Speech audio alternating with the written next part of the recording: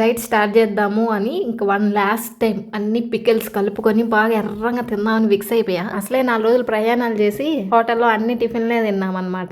నోరంతా సప్పబడిపోయిందబ్బా. వేడి అన్నంలో పచ్చళ్ళు వేసుకొని కలుపుకొని తింటే ఉంటది.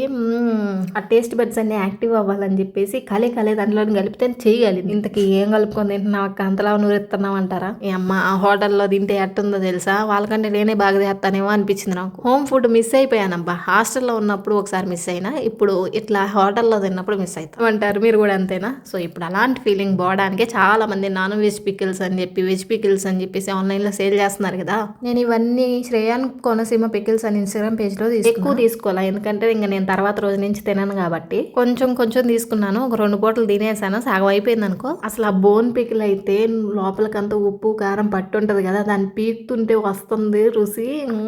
మీరు ఏదైనా ట్రై చేయాలనుకుంటే వాళ్ళ పేజ్ని ఒకసారి ఓపెన్ చేసి చూడండి. మెయిన్ గా హాస్టలర్స్, సింగిల్ ఉమెన్ హ్యాండిల్ చేస్తున్నారు దీన్ని. నాకు అర్థమైంది, మీకు నోట్లో నీళ్లు వస్తున్నాయి కదా నేను ఏంటంటే నన్ను అడగవాకండి, నాకే చాలా మీకేం పెట్టేది.